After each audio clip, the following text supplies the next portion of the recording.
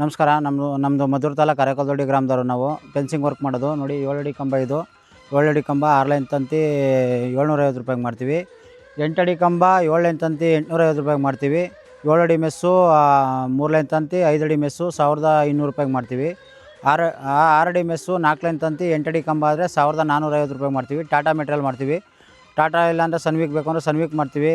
Micron ಬೇಕು ಅಂದರೆ micron ಮಾಡ್ತೀವಿ. ಕಲ್ಲು ನೋಡ್ಬೋದು ನೀವು, 4-5 ಸೈಜ್ ದಪ್ಪ ಇದೆ ನೋಡಿ. ಕಲ್ಲು ಕೋಲಾರದಿಂದ ಬರೋಂಥ ಕಲ್ಲು 4-5 ಸೈಜ್, ಮಿನಿಮಮ್ ಸೈಜ್ 4-5 4-6 ಎಲ್ಲ ಬರುತ್ತೆ.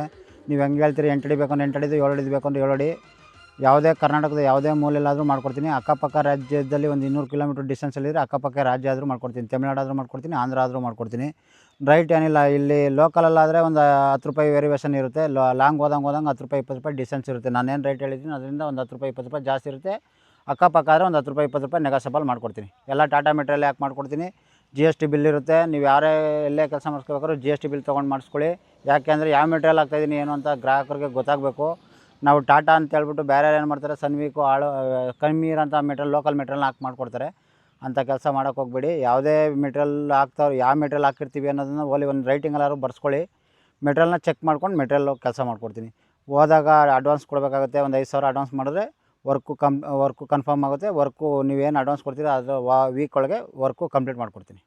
ಸರ್, ಎಷ್ಟು ವರ್ಷ ವಾರಂಟಿ ಕೊಡ್ತೀರಾ ಸರ್ ನೀವು ಮಾಡಿರೋ ಕೆಲಸಕ್ಕೆ? ಸರ್, ಟಾಟಾದವ್ರು ಎಷ್ಟು ವರ್ಷ ವ್ಯಾರಂಟಿ ಇರುತ್ತೆ, ಟಾಟಾದಲ್ಲಿ ಅಷ್ಟು ವರ್ಷ ವ್ಯಾರಂಟಿ ಕೊಡ್ತೀನಿ ಸರ್. ಟಾಟಾ ಕಂಪ್ನಿ ಏನು ವ್ಯಾರಂಟಿ ಕೊಡುತ್ತೆ ಆ ವ್ಯಾರಂಟಿ ಕೊಡ್ತೀನಿ. ನಾವು 10 ವರ್ಷ 5 ವರ್ಷ ಅಂತ ಹೇಳಲ್ಲ. ಟಾಟಾದವ್ರು 10 ವರ್ಷ ವ್ಯಾರಂಟಿ ಕೊಟ್ಟಿದ್ರೆ ನಾನು 10 ವರ್ಷ ವ್ಯಾರಂಟಿ ಕೊಡ್ತೀನಿ.